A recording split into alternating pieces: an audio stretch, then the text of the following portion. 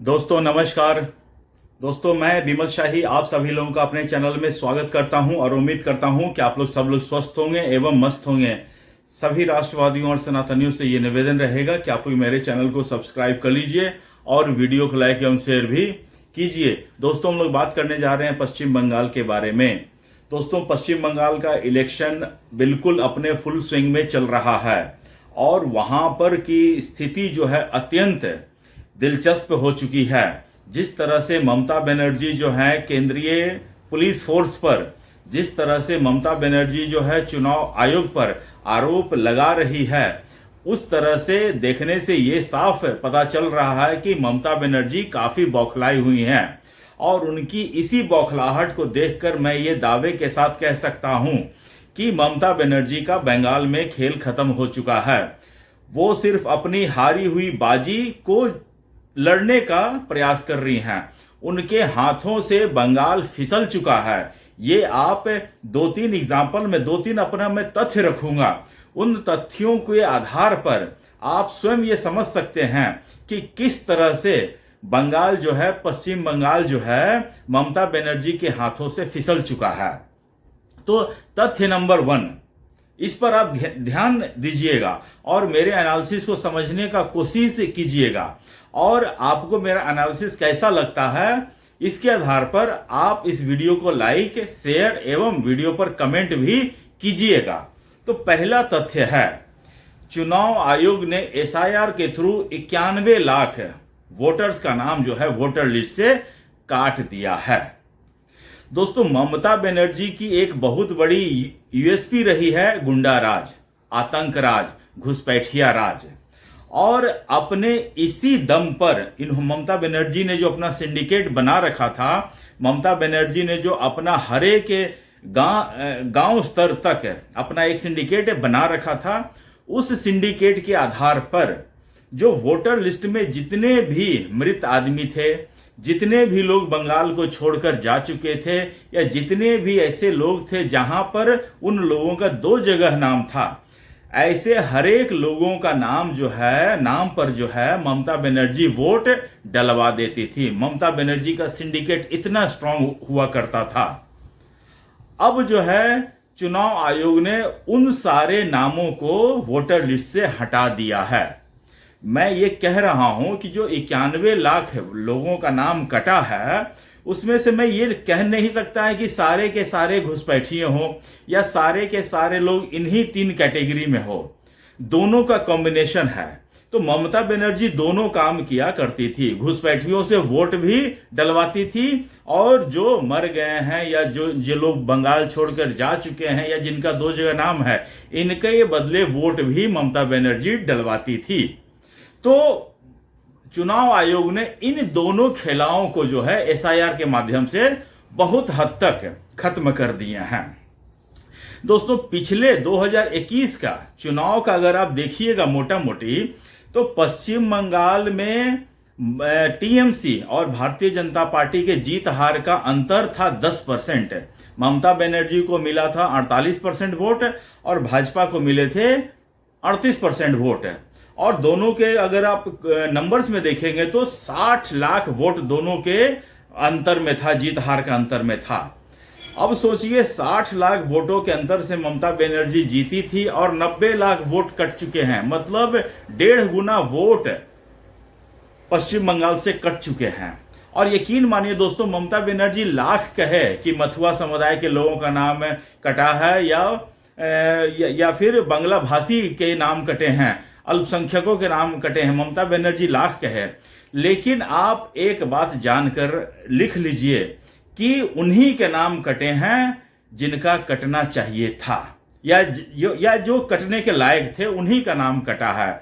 एक भी आदमी का नाम फालतू में नहीं कटा है। अगर फालतू का नाम कटा होता, सोचिए अगर ममता बनर्जी के पास इतने सबूत होते कि 150-200 लोगों की लिस्ट होती, तो ममता बनर्जी सोचिए यूनाइटेड नेशन तक चली गई होती। सागरिका घोष पता चलता एंटीगुआ में जाकर वहां पर आंदोलन कर रही होती। लेकिन यकीन मानिए दोस्तों, ये पूरा जो एसआईआर का हुआ है प्रोग्राम, ये सुप्रीम कोर्ट के सुपरविजन में हुआ है। तभी जाकर ममता बनर्जी कोई शोर शराबा नहीं मचा रही है, सिर्फ चुनाव आयोग के ऊपर इल्जाम लगा रही है। लेकिन क्या करेंगे, खिसियानी बिल्ली खंभा नोचे, ये वही बात हो रहा है। तो पहला तथ्य ये मैं आपको बता दे रहा हूं। दूसरा तथ्य, केंद्रीय सुरक्षा बल का, केंद्रीय सुरक्षा फोर्स का बंगाल में चप्पे चप्पे में पूरा इनका तैनाती होना। दोस्तों, केंद्रीय जो पैरामिलिट्री फोर्सेस हैं, चाहे सीआरपीएफ हो, सीआईएसएफ हो, बीएसएफ हो, बंगाल के कोने कोने में ये फोर्सेस जो है फैल चुकी हैं। किसी भी प्रकार से हिंसा को रोकने के लिए ये फोर्सेस जो हैं प्रतिबद्ध हैं। इस बार चुनाव आयोग ने साफ साफ कह रखा है कि हम इस बार बंगाल में भय मुक्त, हिंसा मुक्त, घुसपैठिया मुक्त, ये सारे चीजों मुक्त चुनाव संपन्न करा के दिखाएंगे। ये चुनाव, इस तरह का चुनाव कराना चुनाव आयोग की सबसे बड़ी जिम्मेदारी होती है। और दोस्तों, चुनाव आयोग अपनी जिम्मेदारी बहुत अच्छे तरह से निभा रहा है। अब किसी भी संस्था को उसके अच्छे तरह से काम करने के लिए अगर कोई क्रिटिसाइज करता है तो भला इसमें मैं क्या कर सकता हूं। आप क्रिटिसाइज करते रहिए, संस्थाएं अच्छा काम कर रही हैं तो उनको तारीफ भी मिलता ही रहेगा। उसके बाद दोस्तों, पश्चिम बंगाल के लोगों में जो एक भय का माहौल था, वो इन केंद्रीय बलों को देखकर वो भय धीरे धीरे निकल रहा है। लोग अब खुलकर ममता बनर्जी के खिलाफ बात कर रहे हैं, बोल रहे हैं। चुनाव आयोग ने यह भी कहा है कि जो केंद्रीय फोर्सेस का जो डिप्लॉयमेंट है वो चुनाव खत्म होने के 6 महीने बाद तक रहेगा। और मैं एक बात कहना चाहूंगा कि अगर जो केंद्रीय फोर्सेस हैं जो पश्चिम बंगाल में हैं, वो सिर्फ इतना इंश्योर कर लें कि जो लोग घर से निकलकर बूथ तक आ रहे हैं उनको बराबर घर से, बूथ से लेकर घर तक भी जाने का, सुरक्षित जाने का उपाय होना चाहिए। अगर उनको बीच में कोई रोकता है, किसी तरह का सवाल जवाब करता है, तो उनकी प्रॉपर ढंग से ठुकाई होनी चाहिए, सुटाई होनी चाहिए। ये भी काम जो है केंद्रीय जो फोर्सेस हैं उनको रखना होगा। केंद्रीय फोर्सेस, और मैं देख रहा हूं, मेरे पास कई वीडियोस आ रहे हैं, सोशल मीडिया पर छाए हुए हैं कि किस तरह से लोगों को पहचान कर, जो भी उपद्रवी तरह के लोग हैं वो पहचान रहे हैं और उनको जो है सही से ठुकाई भी किया जा रहा है। केंद्रीय बल आते ही वो लोग सोचते ना, आए हैं आराम करेंगे उसके बाद अपना काम करेंगे, लेकिन ना, केंद्रीय जो सुरक्षा बल हैं वो आते ही अपने काम पर लग चुके हैं। उन्हें पता है कि उनका क्या काम है। और ममता बनर्जी, सोचिए, सीआरपीएफ की 200 जो गाड़ियां आई हैं, तो गाड़ियों का क्या है ना कि आने से पहले जिस रास्ते से आ रहे तो उन्होंने सोचा कि चलो अयोध्या में राम मंदिर के दर्शन भी कर लेते हैं। तो ममता बनर्जी एक सभा को संबोधित करते हुए कह रहे हैं कि अयोध्या से सोचो, यूपी के अयोध्या से केंद्रीय बल की 200 गाड़ियां आ रही हैं और वो आकर आपके ऊपर हमला करेंगी।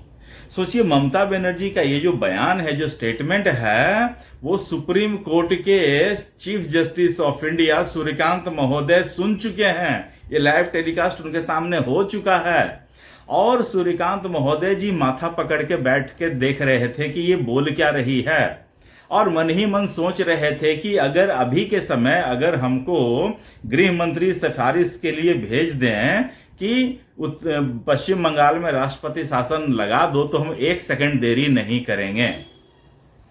उसके बाद दोस्तों, जो तीसरा तथ्य मैं बता रहा हूं, जो चुनाव आयोग ने पश्चिम बंगाल के जितने भी अधिकारी हैं उन पर जो नकेल कसा है, वो भी ममता बनर्जी के लिए चिंता का विषय हो सकता है।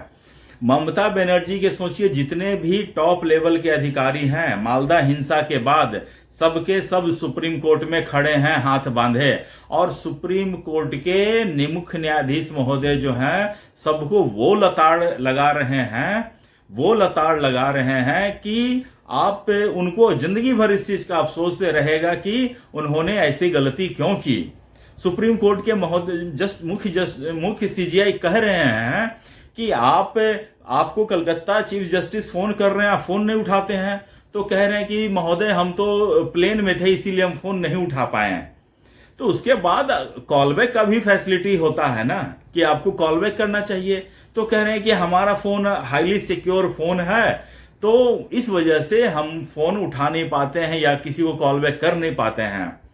तो उस पर सीजीआई महोदय ने काफी सरकास्टिक वे में कहा कि आप इतने सुरक्षित मत बन जाइए कि हम जैसे आम आदमी, छोटे मोटे जज आप तक पहुंच ही ना पाए। सोचिए, जब चीफ जस्टिस ऑफ इंडिया का ये कहना है कि आप तक जो है चीफ जस्टिस ऑफ इंडिया या कलकत्ता हाई कोर्ट के चीफ जस्टिस आप तक नहीं पहुंच पा रहे हैं, तो सोचिए उन अधिकारियों तक आम जनता कैसे पहुंच पाते होंगे अपने अधिकार को लेकर या अपने किसी काम को लेकर, किस तरह से पहुंच पाते होंगे, अपनी बात क्या रख पाते होंगे, सवाल ही नहीं उठता है। और उसके बाद दोस्तों, मुझे एक चीज जो है ना कांग्रेस के लोगों से कहना है, कांग्रेस वाले तुम लोग जो है चुनाव लड़ना छोड़ दो। मैं बता रहा हूं, मैं कल पश्चिम बंगाल में मल्लिकार्जुन खड़गे का प्रेस कॉन्फ्रेंस सुन रहा था। मल्लिकार्जुन खड़गे को राजनीति छोड़ देनी चाहिए। मल्लिकार्जुन खड़गे के ऊपर मैं एक वीडियो बनाऊंगा, उन्होंने कुछ ऐसा स्टेटमेंट दिया है जिसके ऊपर वीडियो मैं बनाऊंगा, और मैं ऐसा वीडियो बनाऊंगा कि मल्लिकार्जुन खड़गे की मैं धज्जियां उड़ा के रख दूंगा। तो मल्लिकार्जुन क्या कह रहे थे, पश्चिम बंगाल में गए हैं, मल्लिकार्जुन खड़गे को यह नहीं पता है कि पश्चिम बंगाल में मेरा अपोनेंट कौन है, हम किसके खिलाफ चुनाव लड़ने के लिए गए हैं। पश्चिम बंगाल में भारतीय जनता पार्टी का है शासन क्या? पश्चिम बंगाल में भारतीय जनता पार्टी ने आज तक कभी शासन किया ही नहीं है। सोचिए, कांग्रेस की सरकार थी आजादी के बाद, उसके बाद लेफ्ट की सरकार रही, उसके बाद ममता बनर्जी की सरकार रही। बस जो भी बंगाल का दुर्दशा है, जो भी बंगाल की परिस्थिति है, जो भी बंगाल के हालात हैं, उसके लिए यही तीनों दल जिम्मेदार हैं। और मजे की बात सुनिए, इन तीनों दलों में आपस में बनती नहीं है, लेकिन अगर जिस दिन ये तीनों दल अलायंस करके लड़ लेंगे, इन तीनों दलों को अगर 294 में से 250 सीट आ जाएंगी तो कोई ताज्जुब नहीं मानिएगा। तो मल्लिकार्जुन खड़गे कह क्या रहे हैं? मल्लिकार्जुन खड़गे कह रहे हैं कि बीजेपी के पास कोई फोकस नहीं है, बीजेपी सिर्फ हिंदू मुस्लिम कर रही है, बीजेपी का इंडस्ट्री के ऊपर कोई स्टेटमेंट नहीं है, बीजेपी स्टेट को आगे कैसे ले जाएगी इसके ऊपर कोई ध्यान नहीं है। मल्लिकार्जुन खड़गे जी, आपको राजनीति आती भी है क्या? आप राजनीति का पॉलिटिक्स का पी जानते हैं क्या? आपको यह सवाल ममता बनर्जी से पूछना था कि ममता बनर्जी आप बताइए, पश्चिम बंगाल में 15 साल से आपकी सरकार है, आपने किया क्या? आपको पूछना चाहिए था लेफ्ट से कि लेफ्ट वाले तुम 34 साल यहां शासन किए क्या? सेम क्वेश्चन आपको, जब आपको पता ही नहीं है कि आपको किससे लड़ना है, तो आप वहां घंटा के लिए लड़ने के लिए गए हैं। कांग्रेस को राजनीति छोड़ देनी चाहिए दोस्तों। ऐसे अगर राजनेता रहेंगे तो कांग्रेस अभी तक तो 95 चुनाव हारी हैं, अभी और कितने 95 चुनाव हारेंगी कांग्रेस को पता नहीं है। इस तरह के राजनेता को साथ रख के चलेंगे तो ये सारा सिचुएशन है, मैं आपके सामने बंगाल का सारी परिस्थितियां लाकर आपके सामने रख दिया हूं। और मैं फिर आज कह रहा हूं, पश्चिम बंगाल में भारतीय जनता पार्टी के लिए उपयुक्त माहौल बन चुका है। भारतीय जनता पार्टी के लिए सिर्फ 2 काम करने हैं। अपने जो मतदाता हैं उनको घर से निकालकर बूथ तक लाना है और बूथ से सुरक्षित उनको घर तक पहुंचा देना है। बस इतना ही काम करना है, आप चुनाव जीत गए हैं। दोस्तों कमेंट करके बताइए आप कि आपको मेरा वीडियो कैसा लगा। और आप लोग अपना ख्याल रखिए, स्वस्थ रहिए, मस्त रहिए। तब तक ले नमस्कार, बाय।